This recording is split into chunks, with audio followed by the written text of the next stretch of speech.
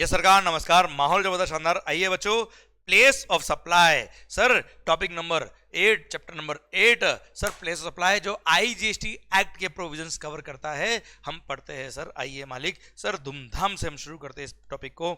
I hope sir last chapter RCM and eco पूरा clear, माहौल जबरदस्त शानदार आपके इन पे बन रहा है सर, और मजा आ रहा है आपके इन पर सरकार।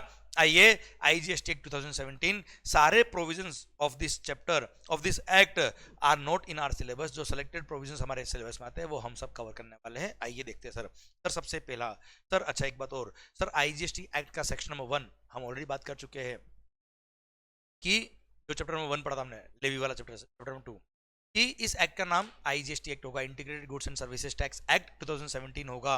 सेकंड सर, ये एक्ट 1 जुलाई 17 से एप्लीकेबल होगा।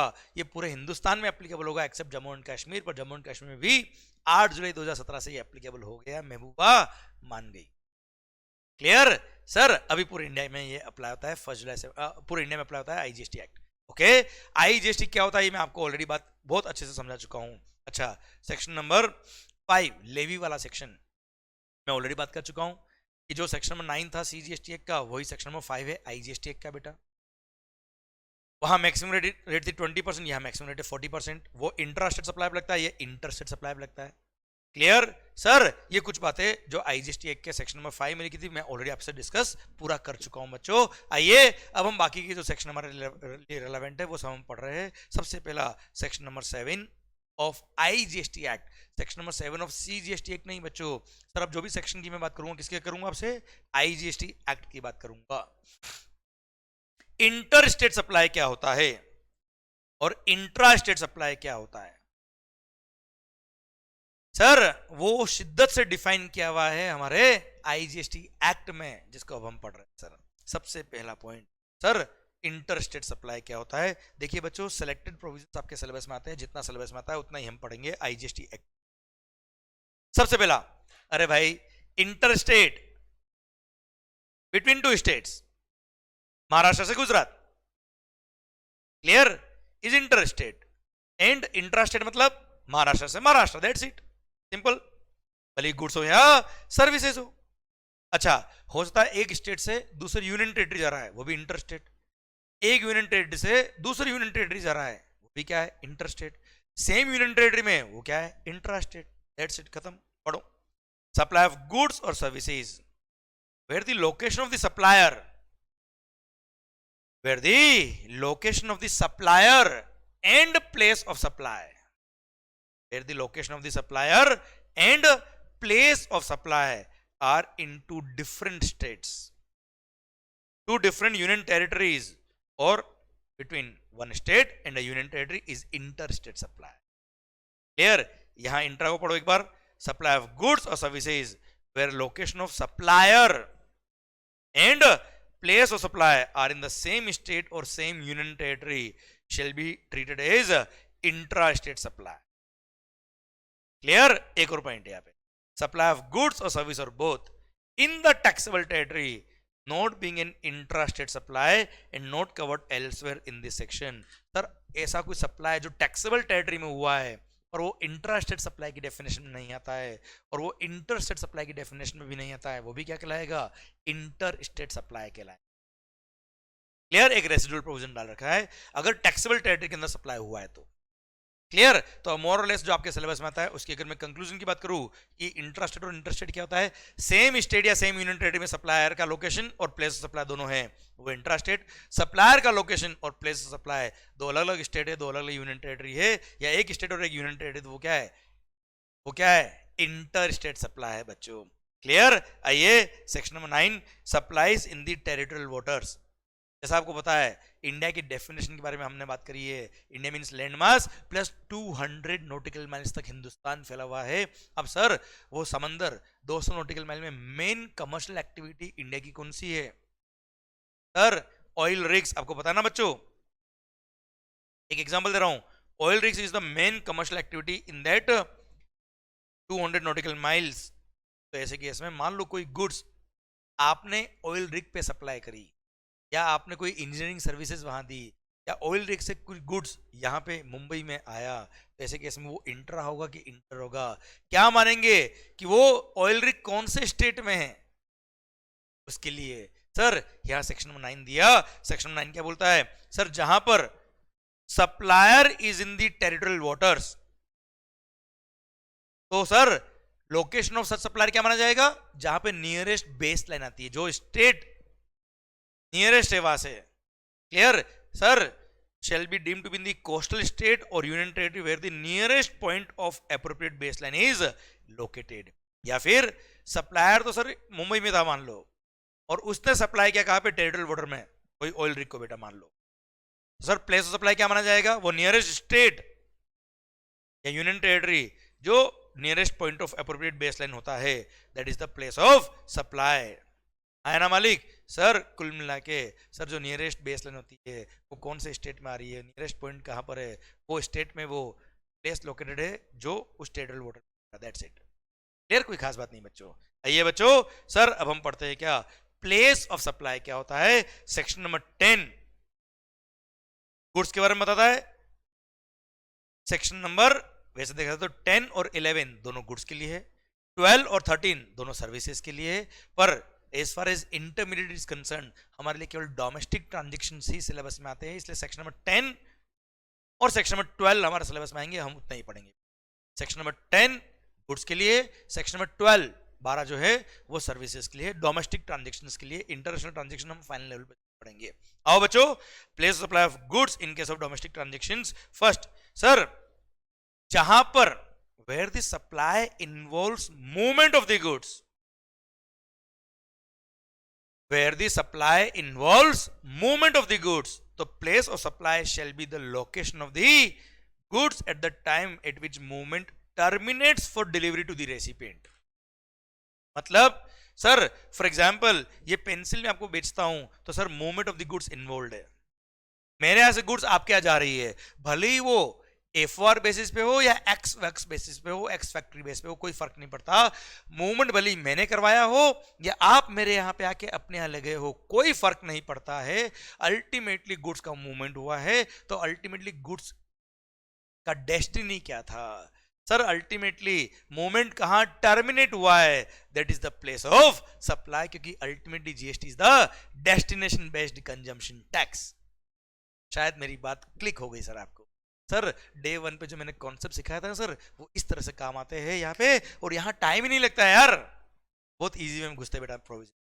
सरकार आइए sir, section number 10 subsection 1 clause number A वापस बोलता है बेटा मैं, जहां पर transaction involves movement of the goods, वहां place of supply shall be the place where the movement of the goods terminates for delivery to the recipient, that location is the place of supply. ये section number 10 subsection number 1 clause number A खत्म होता है। अब हाँ, B को 2 minute बाद पढ़ते हैं, पहले क्लॉज नंबर सी देखिए आप। Sir where the supply does not involve movement of the goods, जैसे कोई मशीन कहीं पे इंस्टॉल्ड है,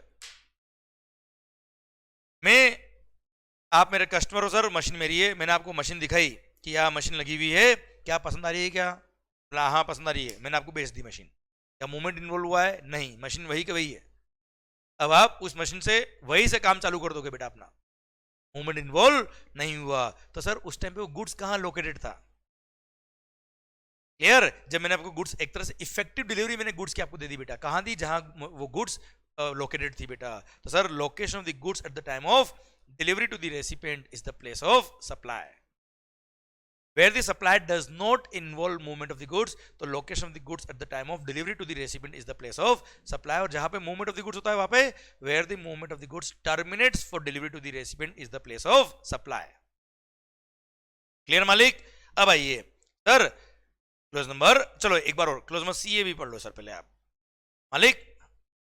sir supply made to unregistered person, बड़ा सुंदर पॉइंट है सर।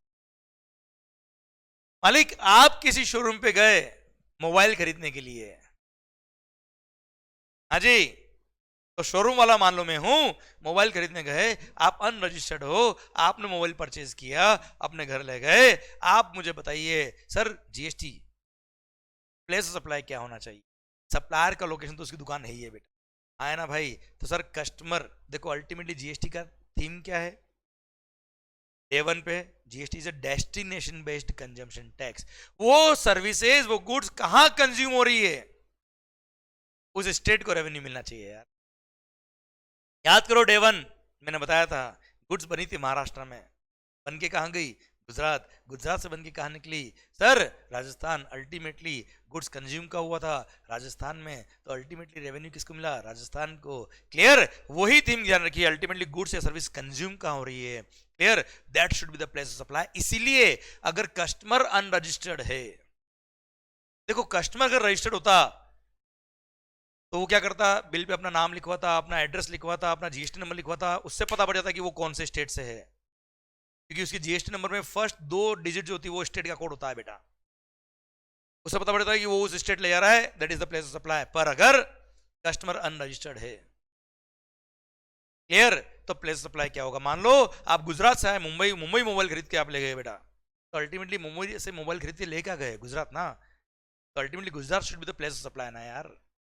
इसीलिए सर ये क्लोज मसी ये बाद में डाला और बोला क्या, अगर रेसिपिएंट जो कस्टमर है उसने अपना एड्रेस ऑन रिकॉर्ड लिखवाया है, मतलब बिल पे अगर सर वो कस्टमर का कौन से स्टेट से आया वो भी अगर लिख दिया, that state will be the place of supply. Location of the recipient recorded on the invoice, even if name of the state of the recipient is recorded, will be the place of supply. पर अगर उस customer का address on record bill pay नहीं है, फिर तो sir कभी भी कंज्यूमर आया, गुड्स लेके गया, बिल पे कस्टमर ने अपना कोई एड्रेस वगैरह नहीं लिखा, तो खुद का दुकान का एड्रेस ही प्लेस ऑफ सप्लाई हो जाएगा। तो ऐसे केस में location of supplier itself where the address of the recipient is not recorded on the invoice is the place of supply. कुल मिला के मैं रिपीट करता हूं बच्चा, अगर बिल पे रेसिपिएंट का एड्रेस ऑन रिकॉर्ड लिख दिया तो रेसिपिएंट का location is the place of supply. Clear, भले स्टेट का नाम लिख दिया, केवल कितना से लिखा, गुजरात, गुजरात में कहां से आया कोई मतलब नहीं सर, रेसिपिएंट का location will be the place of supply. पर अगर रेसिपिएंट का एड्रेस ऑन रिकॉर्ड नहीं है तो सप्लायर का location will be the place of supply. Clear, done. फिर क्लोज नंबर डी, मालिक where the goods are assembled और इंस्टॉल्ड एट अ साइट। अरे मैंने मशीन बेची है आपको, आपने बोला मेरे को मशीन यहाँ इंस्टॉल करके चाहिए, मैंने इंस्टॉल करके दी, तब जाकर आपने मुझे पैसे दिए, तो मैंने मशीन कहाँ इंस्टॉल करी, that is the place of supply.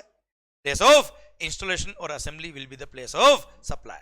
कोई खास बात नहीं। एक बात और बीच में, B, bill to ship to.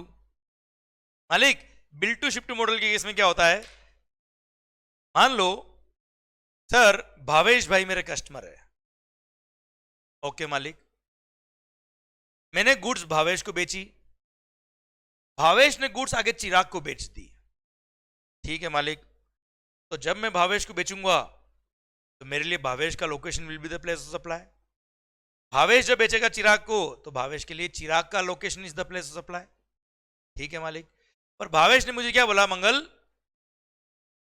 तो गुड्स बेच तो भावेश को, डिलीवर डायरेक्ट क्या करते हैं, चिराग को।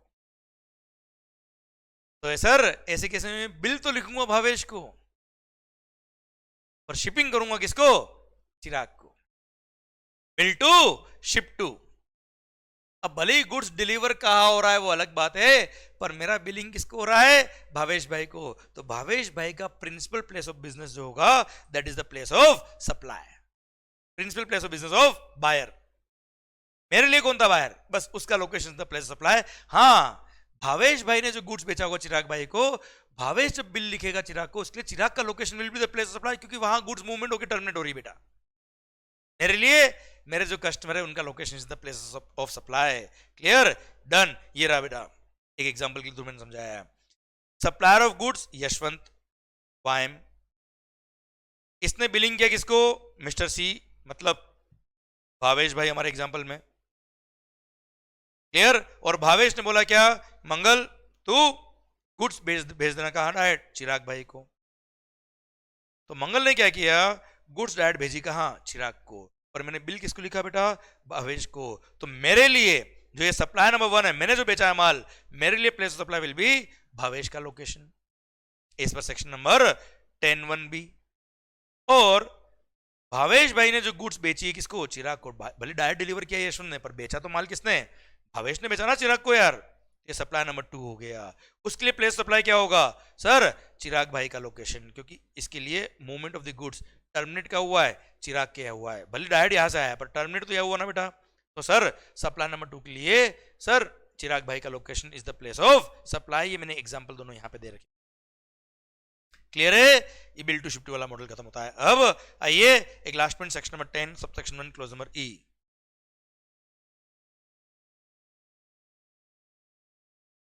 अमाउंट ट्रांसफर करना तो सर, अरे वाह सर, भावेश भाई बोल रहे हैं सर ओ चिराग पेमेंट भेज भावेश को, ताकि भावेश मेरे को पेमेंट करेगा। वेरी गुड बेटा, बहुत बढ़िया, शानदार, दिमाग लगा भाई इधर। मजे ले रहे हो सर। आइए, इट मीन समझ में आ रहा सबको, वेरी गुड, इन्वॉल्व हो रहे हो आप ट्रांजेक्शन में, गुड सर। जीएसटी से tax on transaction, transaction define करके पढ़ लिया ना, मजा आ जाएगा जीवन के अंदर सर आपको। आइए सेक्शन नंबर 10 सब section 1 clause number E, goods supplied on board convince.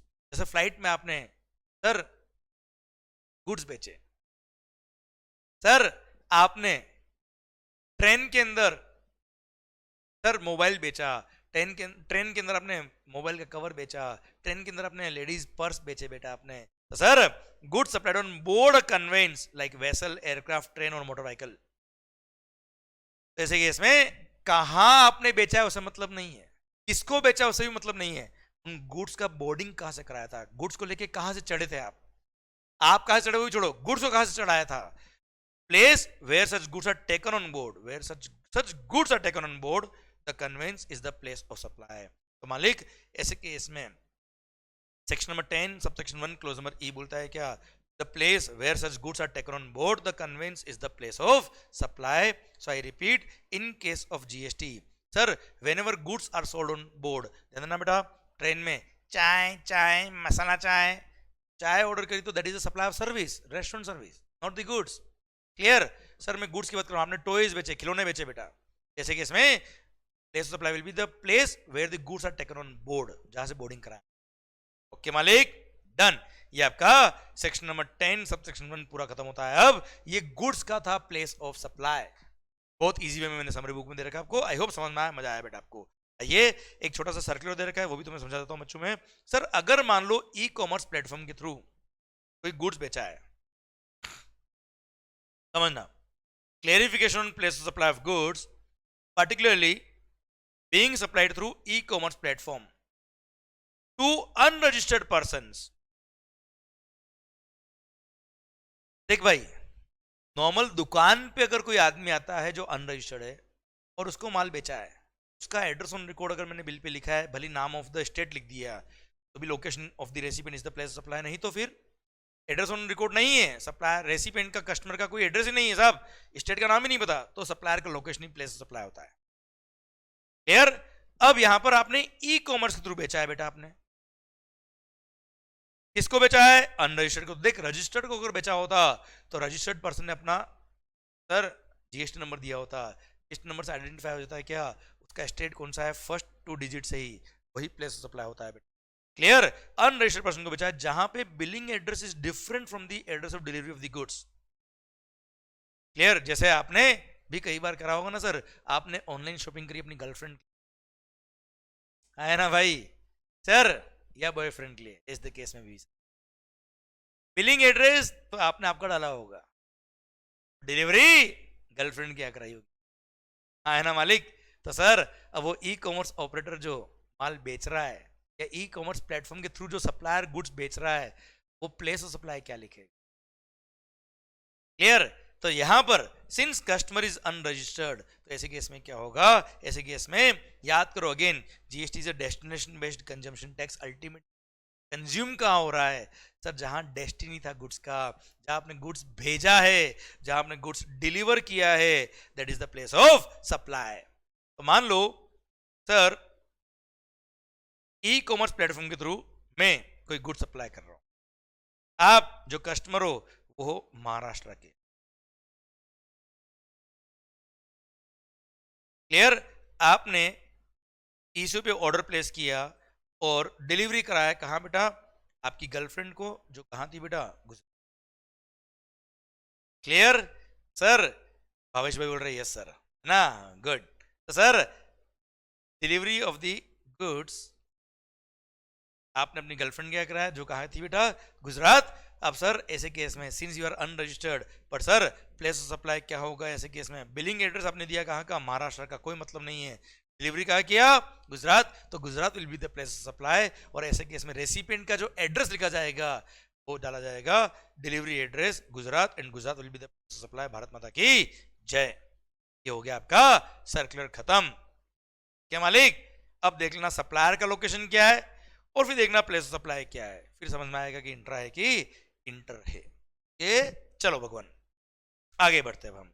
Sir ये हमने पढ़ लिया पूरा क्या, section number 10 of the IGST act, जो था क्या, place of supply of goods के लिए इन डोमेस्टिक ट्रांजेक्शंस। अब सर्विसेज के लिए, डोमेस्टिक ट्रांजेक्शंस के लिए प्लेस ऑफ सप्लाई के प्रोविजंस क्या कहते हैं वो भी देखते हैं। बड़े इजी है सर, कोई टफ पॉइंट नहीं है, पर हाँ सर्विसेज में प्रोविजंस ज्यादा है। क्लियर? 14 सबसेक्शन से बेटा आया ना भाई? क्लियर? एक एक करके सोल्व करिए, टफ नहीं लगेंगे आपको, सबको एकदम मिक्स मत करिए, एक एक करके बात करो, बहुत इजी लगता है बेटा। सर ये सबसेक्शंस जब पढ़ते हैं तब लगता है बहुत सारे सबसेक्शन है, मैं तो कह रहा हूँ बहुत अच्छा है। सर जितनी इंडस्ट्री को क्लियरली डिफाइन करते हैं कि ट्रांसपोर्ट के केस में ये होगा, पैसेंजर ट्रांसपोर्ट में ये होगा, टेलीफोन में ये होगा, तो डायरेक्ट आंसर है ना बेटा यार। एग्जाम में तो घुमा फिरा के क्वेश्चन आ ही नहीं पाएगा, फिर तो साफ लिख दिया कि इस केस में ये प्लेस ऑफ सप्लाई है, तो फिर वहां पे एग्जाम में दिमाग लगाना ही नहीं रहना यार अपने को, इसलिए mindset should be very easy. आइए बच्चों, sir section number 12 subsection number 1 ये बोलता है क्या, कि अगर सप्लायर का लोकेशन एंड रेसिपिएंट का लोकेशन दोनों ही टैक्सेबल टेरिटरी का है, दोनों ही इंडिया का है, तो ऐसे केस में उन सर्विसेज के लिए प्लेस ऑफ सप्लाई का सेक्शन नंबर 12 के अकॉर्डिंग प्रोविजंस के अकॉर्डिंग प्लेस ऑफ सप्लाई निकाला जाएगा, and following subsection shall be followed. कुल मिला के सेक्शन 12 कब लगेगा, डोमेस्टिक ट्रांजेक्शन लगेगा, ये कहा लिखा, सबसेक्शन 1 में लिखा। क्लियर? अब सबसेक्शन 2 एक जनरल प्रोविजन है बेटा। सबसेक्शन 3 से लेके 14 में, आई रिपीट 3 से लेके 14 में स्पेसिफिक सर्विसेज कवर्ड है। 3 से लेकर 14 में स्पेसिफिक सर्विसेज कवर्ड है। अगर आपने कोई स्पेसिफिक सर्विस दी है जिसके लिए सबसेक्शन 3 से लेके 14 में आपकी सर्विस कवर होती है, तो प्लेस ऑफ सप्लाई के प्रोविजंस वहां देखिएगा। जैसे इम्यूनल प्रॉपर्टी रिलेटेड सर्विसेज के लिए सबसेक्शन 3 दे रखा है,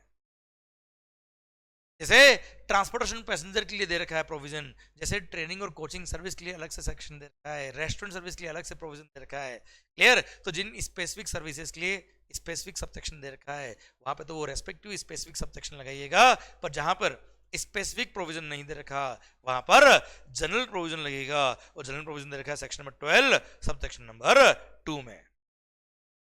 अब सिंस स्पेसिफिक सर्विसेज को छोड़ दो तो बाकी सब सर्विसेज के लिए सबसेक्शन 2 लगता है, इसलिए इसको रेसिडुअल प्रोविजन भी बोलते हैं। और वहां बोलता है क्या, अगर recipient is registered in GST. General provision क्या बोलता है बेटा, अगर recipient is registered under GST तो रेसिपिएंट का location will be the place of supply. देखो हम पढ़ रहे हैं सर्विसेज बेटा, गुड्स नहीं पढ़ रहे। गुड्स में तो क्या होता है, ये गुड्स मैंने मूवमेंट हुआ, कहां डिलीवर किया, कहां इंस्टॉल किया, that is the place of supply. पर ये तो सर्विसेज है, कंसल्टेंसी सर्विसेज, मैनेजमेंट सर्विसेज। अरे हाँ है ना सर, आप मुझे बताओ मार्केटिंग सर्विसेज। सर यहाँ पे कोई फिजिकल मूवमेंट तो है नहीं गुड्स का कि मैंने आपको कंसल्टेंसी यहाँ दी। अरे कंसल्टेंसी तो होता ओवर द फोन दे दी, होता ओवर ईमेल दे दी। क्लियर? अगर कंसल्टेंसी ओवर द फोन दी, ओवर द ईमेल दी, तो मेरे मालिक प्लेस ऑफ सप्लाई क्या होगा, होता है क्लाइंट के ऑफिस में सर्विस सप्लायर खुद चला गया, होता है क्लाइंट सर्विस सप्लायर के ऑफिस में आ गया, होता है दोनों थर्ड प्लेस पे कहीं मिले। तो सर्विसेज में प्लेस ऑफ सप्लाई क्या होगा, उसके लिए सबसेक्शन 2 दे रखा है। और सबसेक्शन 2 बोलता है क्या, अगर recipient is registered in GST तो मानेंगे कि उसने अपने बिजनेस के लिए सर्विस ली है, और जो उसका लोकेशन है वहीं पे सर्विसेज कंज्यूम हुई, उसी के लिए सर्विसेज काम आई, इसलिए रेसिपिएंट का location will be the place of supply. और अगर रेसिपिएंट जीएसटी में रजिस्टर्ड नहीं है, क्लियर, पर उसका एड्रेस ऑन रिकॉर्ड है, तो फिर location of the recipient will be the place of supply. और उसका अगर एड्रेस ऑन रिकॉर्ड नहीं है तो फिर सप्लायर का location will be the place of supply. I repeat, अगर रेसिपिएंट का एड्रेस ऑन रिकॉर्ड है, अगर रेसिपिएंट का एड्रेस ऑन रिकॉर्ड है, तो रेसिपिएंट का location he place of supply हो जाएगा, that is the destination based consumption tax. पर रेसिपिएंट का लोकेशन रिकॉर्ड नहीं है तो फिर सप्लायर का लोकेशन ही क्या हो जाएगा, प्लेस ऑफ सप्लाई। पर ये बात नहीं आएगी अगर रेसिपिएंट क्या है, रजिस्टर्ड है, तो बात ही खत्म, उसी का location is the place of supply. Clear, खत्म। ये था जनरल प्रोविजन बेटा। आइए अब स्पेसिफिक प्रोविजन पढ़ते हैं, बड़े इजी प्रोविजन से। सबसे पहला point, services in relation to immovable property, जैसे कंस्ट्रक्शन सर्विस हो गया, वर्क्स कॉन्ट्रैक्ट सर्विस हो गया, sir real estate agent services हो गया, सर कंस्ट्रक्शन का कोऑर्डिनेशन का कोई काम कर रहा है ना मालिक, आर्किटेक्ट सर्विसेज हो गया, इंटीरियर डेकोरेटर सर्विसेज हो गया, होटल अकोमोडेशन सर्विसेज हो गया, बैंक्वेट हॉल बुकिंग सर्विसेज हो गया, शादी में मैरिज गार्डन बुक किया आपने बेटा, कोई कॉन्फ्रेंस हॉल बुक किया आपने।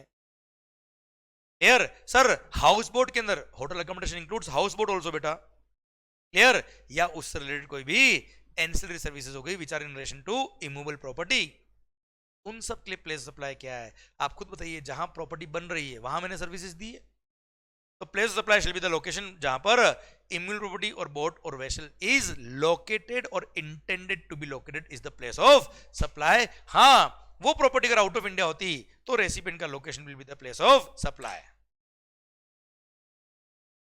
आई रिपीट सर, कुल मिला के डेस्टिनेशन बेस्ड कंजम्पशन टैक्स ना यार, डेस्टिनेशन बेस्ड कंजम्पशन टैक्स जहां सर्विसेज कंज्यूम हुई। मैंने कंस्ट्रक्शन किया, कहां किया भाई बता, यहां पे क्या, that is the place of supply. Recipient कहीं का भी मतलब नहीं है। क्लियर, पर अगर immovable property is located outside India तो ऐसे केस में रेसिपिएंट का लोकेशन देखने का, वरना नहीं बेटा। और अगर वो इमूवेबल प्रॉपर्टी या बोट या वेसल या hotel is located in multiple states और union territory, then each state और union territory respectively will be the place of supply. और ऐसे केस में प्रोपोर्शनेट वैल्यूएशन मैकेनिज्म यूज करना पड़ेगा, और sir her state will be the place of supply. Example देता मैं आपको बेटा, सर उसके लिए रूल नंबर 4 दे रखा है, वहां एग्जांपल देता हूं, मैं आपको बताता हूं। आइए, ये रहा रूल नंबर 4, जैसे hotel accommodation, hotel in guest house club camp site etcetera. अगर मान लो कोई होटल है जो दिल्ली में भी है बेटा, ताज होटल, मुंबई में भी है, गुजरात में भी है बेटा। अब आपने होटल बुक करा है, 1 लाख रुपए दिया, 4 दिन रुके दिल्ली में, 3 दिन रुके गुजरात में, 2 दिन रुके महाराष्ट्र में। प्लेस सप्लाई क्या होगा, number of night stayed at each state location. Clear, 4:3:2 is the location, is the place of supply respective state wise.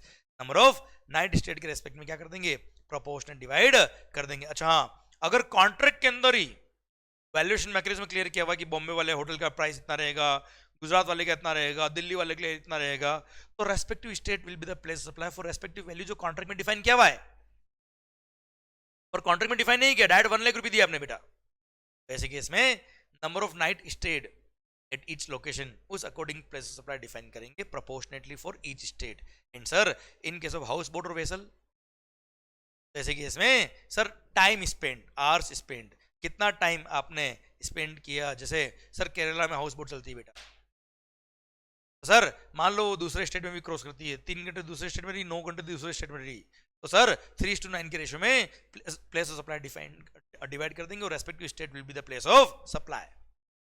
Clear, और इसके लिए डिक्लेरेशन देगा कौन, सर्विस प्रोवाइडर की 3 घंटे इस स्टेट में था, 9 घंटे इस स्टेट में था, that respective state will be the place of supply. And sir बाकी सारे केस में देखो, अगर मल्टीपल स्टेट में इमूवेबल प्रॉपर्टी लोकेटेड है और होटल अकोमोडेशन और हाउस बोट के अलावा कोई और सर्विस है, जैसे रियल एस्टेट एजेंट हो गया, सर मल्टीपल स्टेट में आपने प्रॉपर्टी दिलवाई और उसके लिए कमीशन एक साथ ले लिया बेटा सब मिला के। अब सर कौन सा state will place of supply है, जहां जहां प्रॉपर्टी लोकेटेड है। क्लियर, किस रेशियो में, एरिया ऑफ इमूवेबल प्रॉपर्टी के रेशियो में प्लेस ऑफ सप्लाई डिफाइन करेंगे, तो रेस्पेक्टिव स्टेट और union territory will be the place of supply in respect of all other services in relation to immovable property और all other services which are ancillary to immovable property related services. जहां पे multiple state में property located होती है, वहां area of immovable property के ratio में divide कर देंगे रेस्पेक्टिव स्टेट को, और रेवेन्यू डिवाइड करके respective state is the place of supply. Here done. आइए बच्चों, ये था subsection number 3 regarding immovable property. Subsection number 4 restaurant और catering services, grooming services, personal grooming services, fitness services, beauty treatment services, health services including cosmetic और plastic surgery services. तो इन सब के केस में प्लेस ऑफ सप्लाई क्या होगा, where the services are actually performed. मतलब आप सैलून गए, तो उसने सर्विसेज कहां परफॉर्म करी? सलोन में तो परफॉर्म करी भाई, that is the place of supply. आप किसी रेस्टोरेंट में गए तो रेस्टोरेंट ने सर्विसेज कहां परफॉर्म करी? खुद की जगह परफॉर्म करी बेटा, that is the place of supply. Outdoor catering वाले ने कहां कैटरिंग करी? That is the place of supply. तो where the services are actually performed are the place of supply. फिर ट्रेनिंग और परफॉर्मेंस अप्रेजल सर्विसेज, ट्रेनिंग और performance appraisal services जैसे coaching services. अगर मैंने B2B सप्लाई किया है, जैसे मैंने सर किसी कॉर्पोरेट को ट्रेनिंग दी है बेटा, या मैंने किसी कोचिंग इंस्टीट्यूट को बिल लिखा है बेटा, क्लियर, सामने वाला person is also registered in GST। या मान लो सर जो पर्सन, आप मान लो स्टूडेंट हो और आप GST में रजिस्टर्ड हो और आपने अपने बिजनेस के लिए सर्विसेज मेरे से ली है बेटा, जैसे कि इसमें B2B सप्लाई अगर है तो location of such registered person will be the place of supply, मतलब रेसिपिएंट का location is the place of supply. पर अगर B2C है, जैसे आप लोग जो स्टूडेंट्स हो who is not registered in GST, तो सर ऐसे केस में where the services are actually performed is the place of supply, जहां मैंने सर्विसेज एक्चुअली परफॉर्म करी that is the place of supply. Clear, जैसे आप मेरे क्लासरूम में आए, मैंने क्लासरूम में पढ़ाया, तो जहां क्लासरूम लोकेटेड था, जहां मैंने सर्विसेज परफॉर्म करी that is the place of supply. अब कहेंगे सर आप तो ऑनलाइन पढ़ा रहे हो, सर मैंने सर्विसेज कहां परफॉर्म करी है? आपके यहाँ पे। हाँ देख लो आपको कहां बैठे हो आप बेटा, आपके यहाँ के पढ़ा रहा हूं मैं, ध्यान रखना ऑनलाइन बैठ के, क्लियर। तो आपका location is the place of supply because मैंने सर्विसेज वहां परफॉर्म करी आपके यहाँ पे बेटा, क्लियर। फिर आता है क्या, सर किसी इवेंट में या अम्यूजमेंट पार्क में आपने एडमिशन लिया है बेटा, एडमिशन मतलब आप अम्यूजमेंट पार्क में एडमिट नहीं होगे बेटा, टिकट, एंट्री टिकट, मूवी देखने गए, इमेजिका गए, वाटर पार्क गए, है ना भाई, किसी भी अम्यूजमेंट इवेंट में गए, कोई एंटरटेनमेंट इवेंट में गए, कोई स्पोर्ट्स इवेंट में गए, कोई क्रिकेट मैच देखने गए, उसका टिकट लिया आपने, या बुक माई शो ने एंसिलरी सर्विसेज दी, एंसिलरी टू एडमिशन मतलब कमीशन लिया उसने, उन सब के लिए प्लेस सप्लाई क्या है? जहां इवेंट हो रहा है या होने वाला, that is the place of supply. Where the event is actually held और वेयर द पार्क और the other place is located, that is the place of supply. ये तो क्या क्या एडमिशन टू इवेंट। अब इवेंट मैनेजमेंट सर्विसेज, आप event organise कर रहे हो, इवेंट मैनेजमेंट की सर्विसेज दे रहे हो, या उससे रिलेटेड कोई एंसिलरी सर्विसेज दे रहे हो, या किसी इवेंट को आप स्पॉन्सर कर रहे हो, क्लियर। इन सब के लिए प्लेस ऑफ सप्लाई क्या होता है सरकार? यहाँ पे अगेन ये B2B है या B2C है। अगर B2B सप्लाई है मतलब recipient is registered in GST, तो रेसिपिएंट का location is the place of supply, बात ही खत्म, आगे देखने का ही नहीं। अगर B2C ट्रांजेक्शन है, if recipient is not registered in GST, तो कहां इवेंट हो रहा है? That is the place of supply. पर अगर इवेंट आउट ऑफ इंडिया हो रहा है तो सर ऐसे केस में रेसिपिएंट का location will be the place of supply, अगर इवेंट आउट ऑफ इंडिया हो रहा है तो। पर मालिक सर अगर इवेंट इंडिया में हो रहा है तो जहां इवेंट हो रहा है that is the place of supply, पर event more than one state में हुआ तो, जैसे सर कोई इवेंट हुआ है, किसी की शादी थी बेटा, एक फंक्शन किया गुजरात में, एक फंक्शन किया गोवा में, एक फंक्शन किया राजस्थान में, इवेंट वाला एक ही आदमी था, उसने बिल लिखा 1 करोड़ रुपए का। अब तीनों जगह सर इवेंट मैनेजमेंट की सर्विसेज उसने दी है, B2C सप्लाई था, तो respective state will be the place of supply. और ऐसे केस में अगर कॉन्ट्रैक्ट के अंदर वैल्यूएशन मैकेनिज्म दे रखा कि इस स्टेट के लिए वैल्यू इतना रहेगा, इस स्टेट का चार्ज इतना है, इस स्टेट के लिए मेरा इवेंट मैनेजमेंट का फीस इतना है, तो respective fees respective state is the place of supply. पर ऐसा वैल्यूएशन मैकेनिज्म कॉन्ट्रैक्ट में डिफाइन नहीं किया हुआ है, तो रूल नंबर 5 ने डिफाइन किया क्या? जनरली एक्सेप्टेड अकाउंटिंग प्रिंसिपल के हिसाब से देखना पड़ेगा सर। मेरा रूल नंबर 5 क्या बोलता है सर? अगर कॉन्ट्रैक्ट में ऐसा कुछ टर्म्स नहीं दे रखा कि कौन से स्टेट में जो सर्विसेज दी उसके लिए फीस इतनी होगी, ऐसा कुछ डिफाइन नहीं किया है, तो generally accepted accounting principles follow करने पड़ेंगे। और sir as per generally accounting principle के हिसाब से आप रेस्पेक्टिव स्टेट वाइज जो इवेंट हुए हैं उसकी वैल्यूएशन मैकेनिज्म निकालेंगे, और रेस्पेक्टिव वैल्यू के लिए respective state will be the place of supply.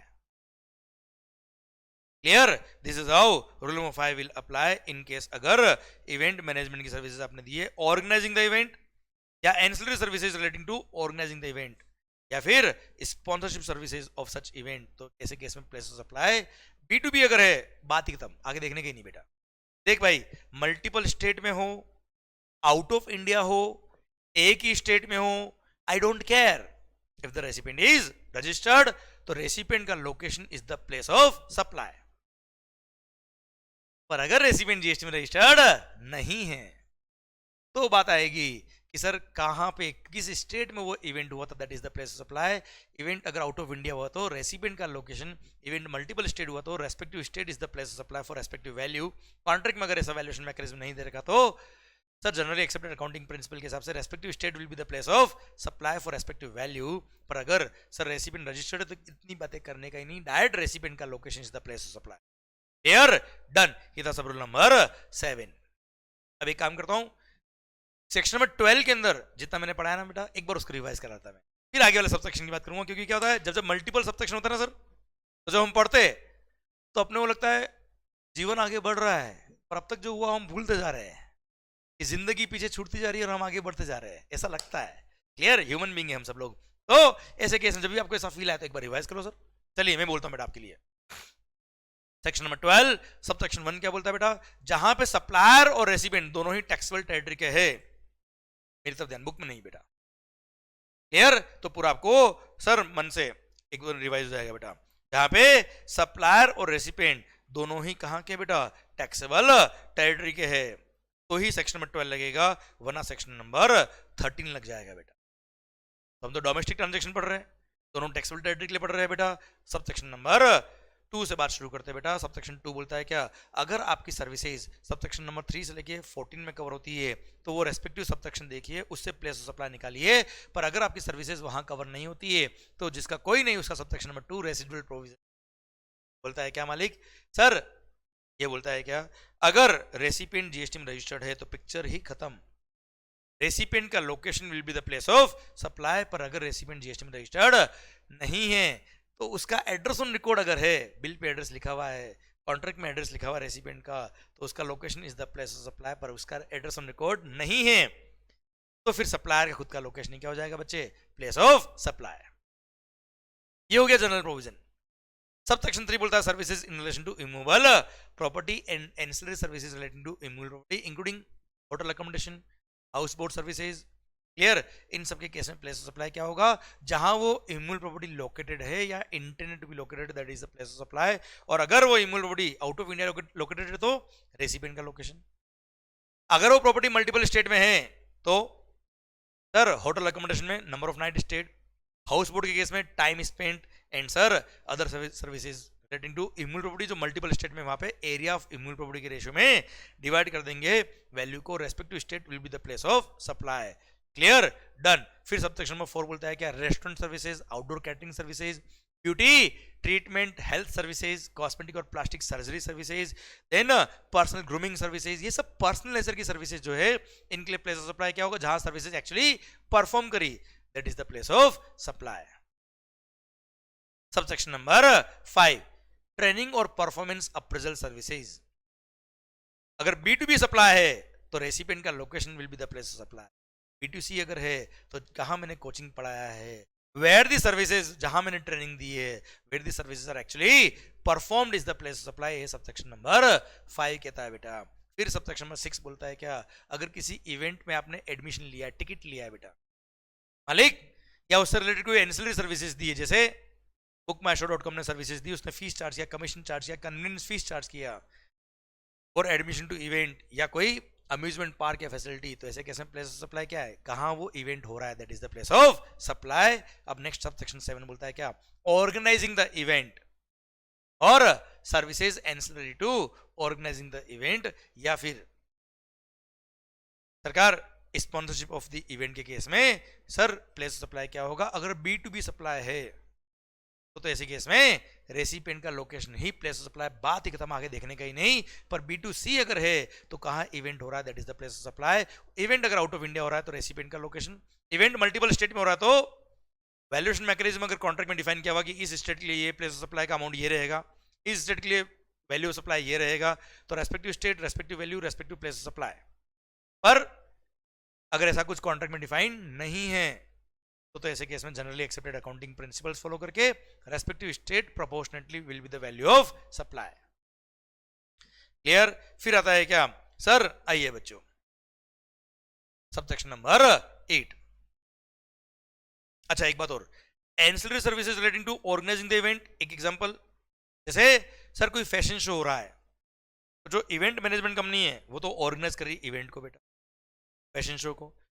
अब वो इवेंट मैनेजमेंट कंपनी क्या कर रही है भाई, उस फैशन शो में कैटवॉक करना है, कैटवॉक कौन करेगा, उसके लिए सर मॉडल्स, मॉडल्स को हायर किया किसने, इवेंट मैनेजमेंट कंपनी ने।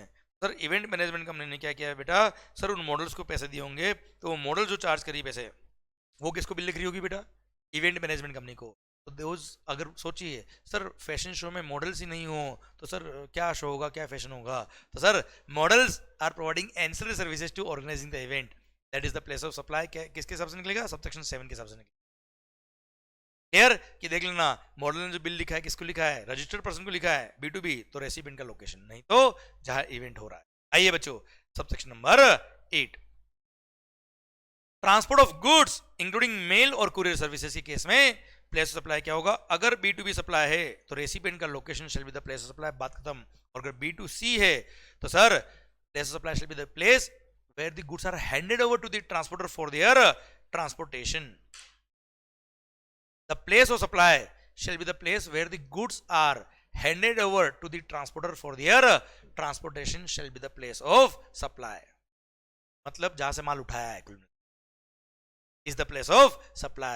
क्लियर। पर सर अगर रेसिपिएंट रजिस्टर्ड है तो माल कहां से उठाया है, कहां डिलीवर किया, वी डोंट केयर, रेसिपिएंट का location shall be the place of supply. और B2C अगर है तो सर जहां से माल उठाया है, the place where the goods are handed over to the transporter for their transportation is the place of supply. Clear. अच्छा पहले आउटसाइड इंडिया अगर ट्रांसपोर्ट किया तो उसके लिए प्रोविजन अलग था, उसके लिए प्रोविजन डिलीट कर दिया है बेटा, उसको रिलेवेंट उसको देखने की जरूरत नहीं, मैंने भी कट कर रखा बेटा। कट इसलिए कर रखा है कि आपको ध्यान रहे कि सर किसी के पास पुराना मटेरियल अगर हो, पुराने प्रोविजन के हिसाब से कोई आंसर पुराना दे रखे हो तो आपको ध्यान रहे कि अमेंडमेंट हो चुका है बेटा, ये कट चुका है बेटा, इसको देखने की जरूरत भी नहीं है। आइए पैसेंजर ट्रांसपोर्टेशन के केस में प्लेस ऑफ सप्लाई क्या होगा, जैसे गुड्स ट्रांसपोर्ट बता रहा बेटा, सेम प्रोविजन। B2B सप्लाई करे तो रेसिपिएंट का location is the place of supply, और B2C ये तो जहां से पैसेंजर को उठाया है मतलब the place where the passenger embark on the conveyance for a continuous journey is the place of supply. Clear. और ध्यान देना बच्चों अगर रिटर्न जर्नी है तो उसको सेपरेट जर्नी माना जाएगा, जैसे मुंबई टू गोवा जा रहे हो और गोवा से मुंबई वापस रिटर्न हो रहे हो, टिकट एक ही है। क्लियर। रिटर्न जर्नी अगर है तो भी मुंबई टू गोवा अलग टिकट माना जाएगा, गोवा टू मुंबई अलग जर्नी माना जाएगा। मुंबई टू गोवा के लिए Mumbai is the place of supply, Goa to Mumbai के लिए Goa will be the place of supply. अगर कस्टमर अनरजिस्टर्ड है तो, कस्टमर रजिस्टर्ड है बात ही खत्म, उसका location is the place of supply, कहां से उठाए वी डोंट केयर। क्लियर। पर हाँ अगर कस्टमर रजिस्टर्ड नहीं है तो जहां से वो एम्बार्क करेगा on the conveyance for a country journey is the place of supply, पर at the time of booking the passage ये पता नहीं कि वो प्लेस ऑफ एम्बार्केशन क्या होगा। जैसे आपने एडवांस में टिकट बुक करा ली है या कोई वाउचर आपको मिला कि सर एक फ्लाइट का टिकट फ्री आपके लिए, सर 6 महीने में कहीं भी आप ट्रेवल कर लेना, तो सर ऐसे केस में eight the time of booking the passage ये नहीं पता कि आप कहां से एम्बार्क करने वाले हो, तो ऐसे केस में सबसेक्शन नंबर 2 लगाया जाएगा जो रेसिडुअल प्रोविजन है। क्लियर। अब आइए subsection number 10, services on board the conveyance. Sir पहले मैंने ट्रेन में टोए बेचे थे, खिलौने बेचे थे, अब मैं ट्रेन में चाय बेच रहा हूं, फ्लाइट में सर चाय बेच रहा हूं, फ्लाइट में कोई सर्विसेज आपने ली, कौन सी भाई, वीडियो गेम खेला, कोई म्यूजिक सब्सक्राइब किया, ऐसा समझो ना यार, कोई खाना बना लिया आपने। क्लियर। पता नहीं क्या क्या सोचते हो आप। तो sir services on board a conveyance के केस में प्लेस ऑफ सप्लाई क्या होगा, first scheduled departure of the convince is the place of supply. आप कुछ सोचिए फ्लाइट में हमने चाय मंगाई, क्या एयर होस्टेस उस टाइम चाय देते हुए देखेगी अरे हम कहां पहुंचे, तो नहीं देखेगी ना यार कहां पहुंचे भी हम। क्लियर। तो जहां से first scheduled point of departure of the conveyance था that is the place of supply. Passenger ने एम्बार्क कहां से किया उससे मतलब नहीं है, जैसे कोई ट्रेन है या कोई फ्लाइट है जो चली कहां से, जम्मू एंड कश्मीर से, कहां गई, दिल्ली, दिल्ली से आगे सर बोलो ना इंदौर, इंदौर से मुंबई, मुंबई से चेन्नई। क्लियर। भले ही फ्लाइट और ट्रेनों को जी मान लो, first scheduled point of departure is the Jammu and Kashmir. तो पूरे रास्ते में किसी भी पैसेंजर ने कहीं से भी सर्विसेज ली है, Kashmir is the place of supply, बात खत्म। हाँ ये मैं बात कर रहा हूं ऑन बोर्ड जो सर्विसेज ली उसकी बात कर रहा हूं मैं। पैसेंजर टिकट की बात करूं तो जहां जहां से पैसेंजर ने एम्बार्क किया होगा, respective place will be the place of supply. अगर वो अनरजिस्टर्ड है तो बेटा, वही वो रजिस्टर्ड होता तो उसका location will be the place of supply. ये पैसेंजर टिकट की बात कर रहा हूं मैं आपसे। और उसी पैसेंजर ने अंदर कुछ सर्विसेज ली होती तो first scheduled point of departure of the convince is the place of supply. बात खत्म। उसने कहां से एम्बार्क किया देखने का ही नहीं, वो रजिस्टर्ड है नहीं है देखने का ही नहीं बेटा। ओके मालिक, आइए बच्चों subsection number 11, telecom services including data transfer, broadcasting, cable and direct to home television services D2H, direct to home Tata Sky services to any person. इन सब के केस में प्लेस ऑफ सप्लाई क्या होगा? सबसे पहली बात, अगर टेलीफोन वगैरह की बात करें, अगर फिक्स्ड लैंडलाइन है बेटा, पता ना landline connection, fixed line, leased और इंटरनेट लीज सर्किट अगर है या डिश एंटीना लगा हुआ है, तो सर जिस लोकेशन पे वो लैंडलाइन कनेक्शन है या डिश एंटीना है या लीज्ड सर्किट है, that is the place of supply. Location of such fixed equipment shall be the place of supply. Clear? अब अगर भाई साहब हमारे पास तो मोबाइल फोन है पर पोस्टपेड है, तो बिलिंग एड्रेस, पोस्टपेड मोबाइल और इंटरनेट सर्विसेज में billing address of the recipient is the place of supply. पर सर हमारे पास मोबाइल और प्रीपेड कनेक्शन है सर। क्लियर? जो मोस्ट ऑफ द लोगों में आपके सबके पास वही होगा, प्रीपेड मोबाइल या इंटरनेट या direct to home television services अगर है, तो सर अब आपने वो रिचार्ज कहां से कराया? सर अगर आपने ऑनलाइन रिचार्ज कराया होगा, ये दे रखा है सर, इलेक्ट्रॉनिक मोड के थ्रू अगर आपने पेमेंट किया है, तो रेसिपिएंट का लोकेशन रिकॉर्ड जो होगा that will be the place of supply. पर साहब हमने तो कोई दुकान पे जाके रिचार्ज कराया, कोई सिम कार्ड डिस्ट्रीब्यूटर से या सेलिंग एजेंट से हमने सिम कार्ड परचेज किया या रिचार्ज कराया, तो ऐसे केस में सर अब सुनना बात को ध्यान से, यहाँ दो ट्रांजेक्शन है बेटा। जैसे एयरटेल का कनेक्शन आपके पास है बेटा, एयरटेल ने क्या किया, एजेंट को रिचार्ज वाउचर दिया बेटा, और एजेंट ने कंज्यूमर जो हम सब लोग हैं उनका रिचार्ज किया। दो ट्रांजेक्शन है बेटा। तो एयरटेल टू एजेंट वाले ट्रांजेक्शन के लिए place of supply will B location of the agent.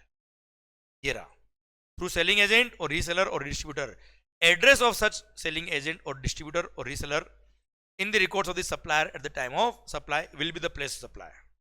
पर एजेंट ने कंज्यूमर को बेचा है, या होता ना कई बार एयरटेल गैलरी होती है, डायरेक्ट एयरटेल से एंड कंज्यूमर ने परचेज कर लिया वाउचर या रिचार्ज करवा दिया बेटा, तो ऐसे केस में वो दुकान का address where such pre payment is received by any person to final subscriber, location where such pre payment is received, दुकान का लोकेशन जहां पे माल बेचा है, माल मतलब रिचार्ज। Clear sir? तो इन केस अगर प्रीपेड मोबाइल की बात कर रहे हो, प्रीपेड इंटरनेट की बात कर रहे हो, टाटा स्काई की बात कर रहे हो, ऑनलाइन रिचार्ज अगर आपने कराया है, तो ऐसे केस में रेसिपिएंट का एड्रेस ऑन रिकॉर्ड होगा, that is the place of supply. वो यहां हमने पढ़ा बेटा। क्लियर? और अगर इलेक्ट्रॉनिक मोड में नहीं, नॉर्मल मोड में है, तो सर एयरटेल ने, एयरटेल एक एग्जांपल है, उसने फाइनल सब्सक्राइबर को डायरेक्ट बेच दिया या एजेंट ने फाइनल सब्सक्राइबर को बेचा है, तो where such prepayment is received is the place of supply. और सर अगर एयरटेल ने सर सेलिंग एजेंट को बेचा है या डिस्ट्रीब्यूटर को बेचा है, एजेंट को बेचा, तो ऐसे केस में वो सेलिंग एजेंट या डिस्ट्रीब्यूटर का लोकेशन जो होगा that is the place of supply. Clear sir? फिर आता है क्या अदर केसेस, अगर कोई केस बच गया हो, अगर ऊपर कवर नहीं होता है, तो ऐसे केस में अगेन रेसिपिएंट का location is the place of supply, और रेसिपिएंट का एड्रेस ऑन रिकॉर्ड नहीं है, तो फिर सप्लायर का location will be the place of supply. Clear? अब आ रहा है क्या लीज्ड सर्किट। लीज सर्किट में क्या होता है बेटा, जहां वो लीज सर्किट लोकेटेड है that is the place of supply. पर अगर लीज सर्किट मोर देन वन स्टेट में लोकेटेड है, तो respective state will be the place of supply. और कॉन्ट्रैक्ट के अंदर डिफाइन किया हुआ कि इस स्टेट के लिए वैल्यू ये रहेगा, तो respective state is the place of supply for respective value. पर कॉन्ट्रैक्ट में डिफाइन नहीं किया हुआ, तो रूल नंबर 6 देखना पड़ेगा। रूल नंबर 6 क्या बोलता है बेटा, देखिए ध्यान से। सरकार आज जैसे एयरटेल ने पूरे इंडिया के अंदर लीज्ड सर्किट बिछा रखे सर। अब कोई कंपनी है, प्राइवेट कंपनी, जैसे हैथवे इंटरनेट। हैथवे इंटरनेट क्या चाहता है कि मैं भी गुजरात में सर्विसेज दूं, और गुजरात में उसके पास लीज सर्किट नहीं है, वो वाईफाई कनेक्शन इंटरनेट सर्विस देना चाहता है, पर उसके पास खुद का लीज सर्किट नहीं है।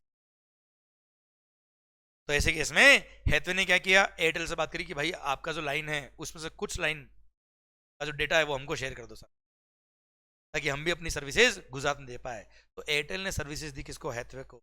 तो ऐसे केस में लीज्ड सर्किट की सर्विसेज दी हैथवे को, तो ऐसे केस में लीज सर्किट कार्ड लोकेटेड था गुजरात में, Gujarat will be the place of supply. Airtel ने 100 करोड़ रुपए चार्ज किए किससे, हैथवे से।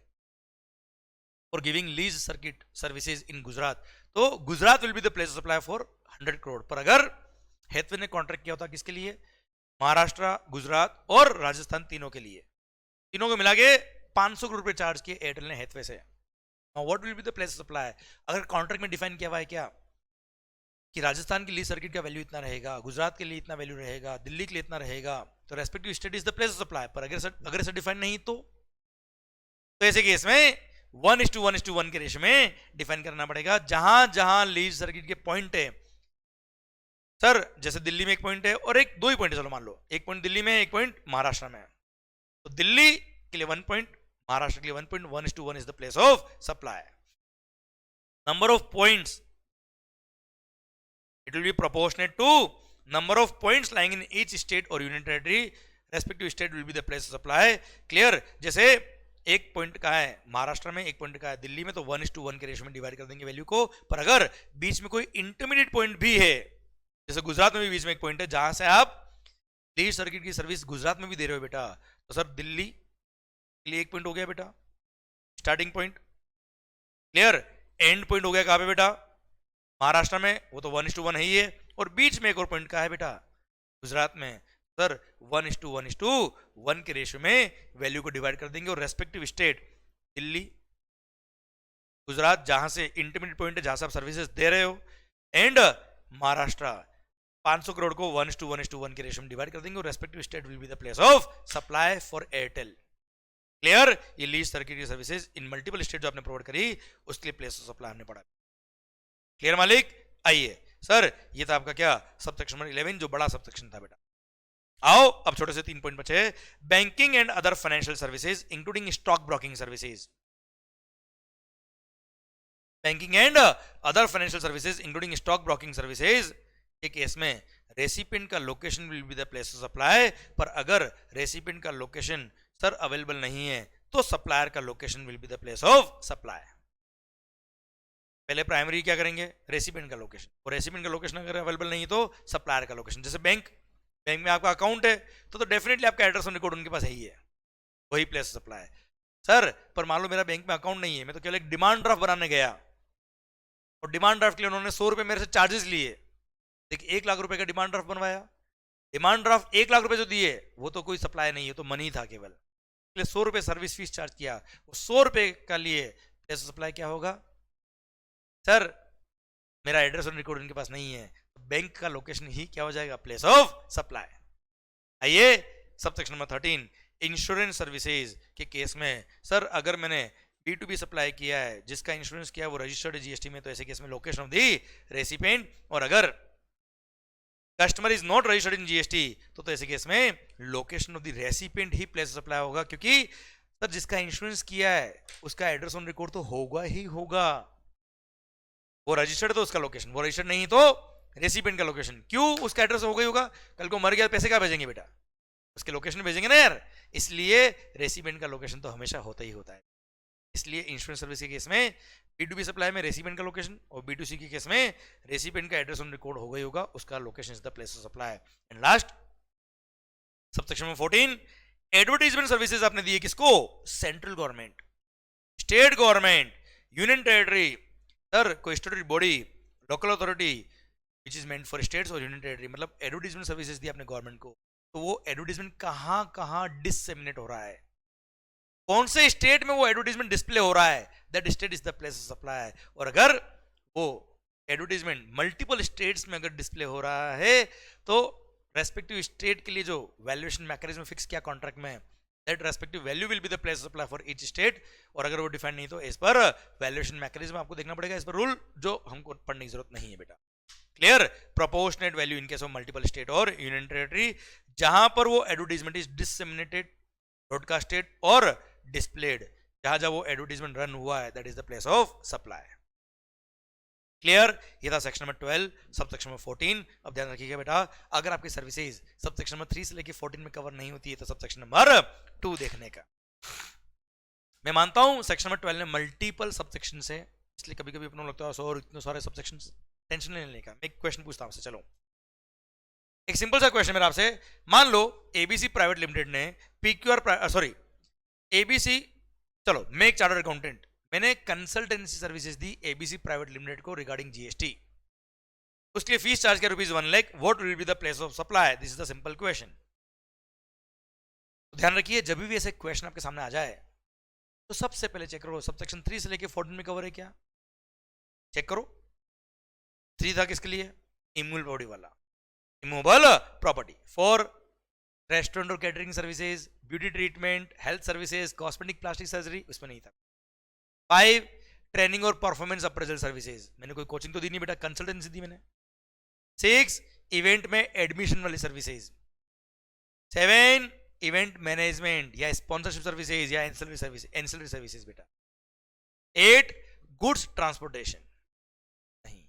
9 passenger transportation. 10 onboard services, flight में मैंने सर्विसेज।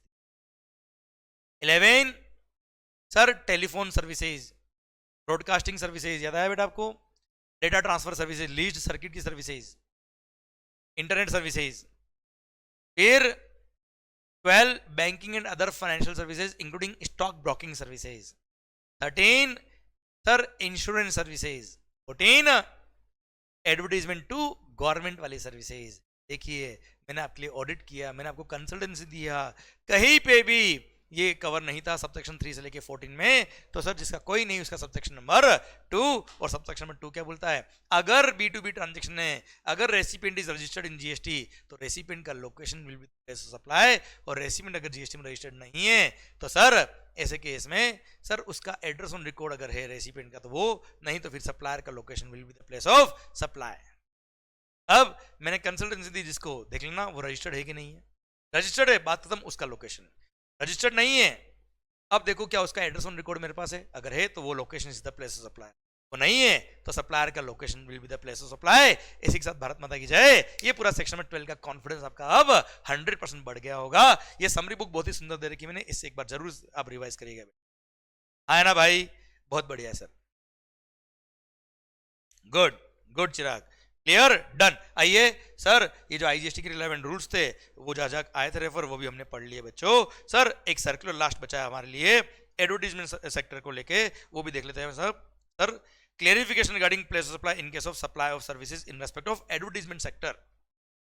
अब एडवर्टाइजिंग सेक्टर के लिए प्लेस ऑफ सप्लाई क्या होगा, मैं आपको सर इसमें 2 केस दे रखे हैं, केस नंबर 1 केस नंबर 2, और इन दोनों का क्लेरिफिकेशन दे रखा है कि place of supply case number 1 में ये होगा, केस नंबर 2 में प्लेस ऑफ सप्लाई ये रहेगा। मैं आपको बहुत ही सुंदर तरीके से यहां समझा देता हूं बेटा। सरकार सिंपल समझिए, आज मान लो मुंबई मरीन ड्राइव, यहां मुझे किसी होर्डिंग पे एड लगवाना है सर, इनडायरेक्ट टैक्स का सीए इंटरमीडिएट का fast track batch by CA Yashwant Mangal is now available throughout the country. Clear sir. अब मेरे को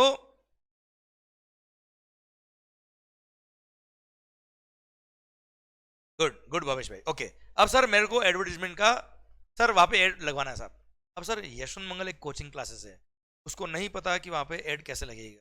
अब यशवंत मंगल ने क्या किया, अच्छा यशवंत मंगल की जगह पे मैं एग्जांपल लेता हूं रिलायंस इंडस्ट्री लिमिटेड का। चलो आप प्लीज ट्रांजेक्शन समझिएगा, ये सर्कुलर अपना समझ में आएगा, इतना जो लिखा ना सर ये सब ट्रांजेक्शन को डिफाइन किया हुआ बेटा। ओके अब यह समझना अपने आप समझ में आएगा, फिर एक रीड करोगे अपना काम हो जाएगा बेटा। और भी अच्छा जियो लेते, जियो बहुत चल रहा है सर। आज जियो को एडवर्टीजमेंट करना है सर, होर्डिंग्स पे एड लगवाना है साहब, आप समझने की कोशिश करना। इसने क्या किया, होर्डिंग वाले को डायरेक्ट नहीं जानता था, इसका एक एडवर्टाइजिंग कंपनी है बेटा जिससे ये बार बार एडवर्टाइजमेंट करवाता है।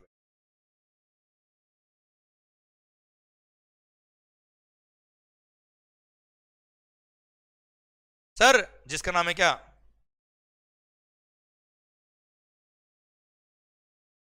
वाइम कॉन्सेप्ट्स एडवर्टाइजर्स। क्लियर, इसका एडवर्टाइजमेंट का काम है, आपको कहां ऐड करवाना है आप हमें बताइए। न्यूज़पेपर में ऐड डलवाना है, रेडियो में ऐड करवाना है, टीवी में ऐड करवाना है, होर्डिंग लगवानी है, पूरे हिंदुस्तान में कैसा ऐड चाहिए मुझे बताओ, मैं करा दूंगा सब। सोशल मीडिया पे एडवर्टाइजमेंट करना है सब करवा देंगे। तो हमारा काम क्या है एडवर्टाइजमेंट का, वी आर एडवर्टाइजमेंट कंपनी। वाइम कॉन्सेप्ट्स एडवर्टाइजर्स के सर जियो ने हमसे संपर्क किया, बोला मरीन ड्राइव पर जो होर्डिंग्स है वहां ऐड चाहिए, और वहां पे भी एक लोकेशन बता दी, इस वाले होर्डिंग पे हमको हमारा ऐड चाहिए। अब साहब वो होर्डिंग तो हमारा है नहीं, वो होर्डिंग था किसी कॉन्ट्रैक्टर का।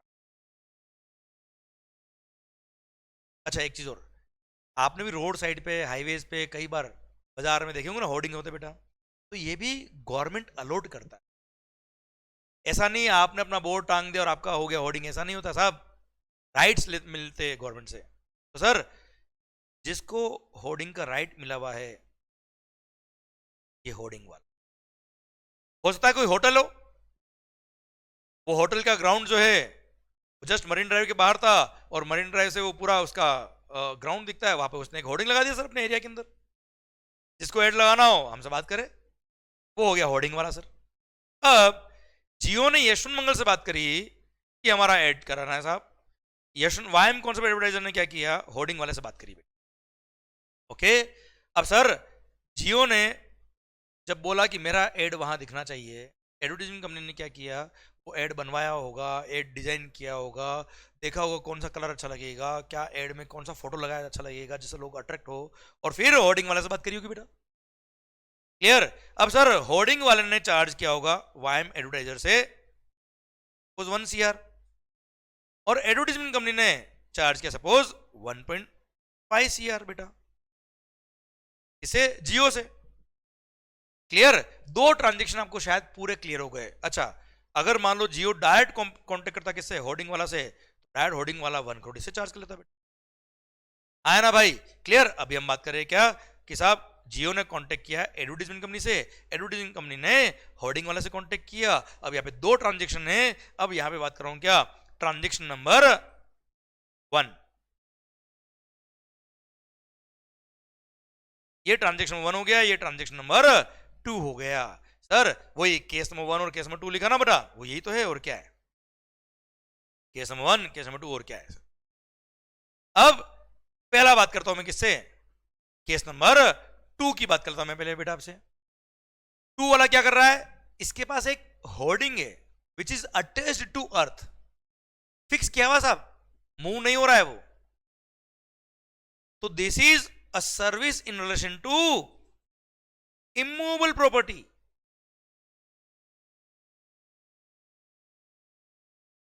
क्लियर।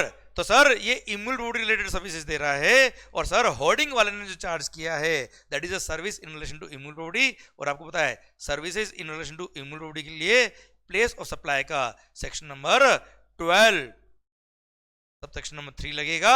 और सर सेक्शन नंबर 12 सबसेक्शन 3 बोलता है क्या, जहां प्रॉपर्टी लोकेटेड है that is the place of supply.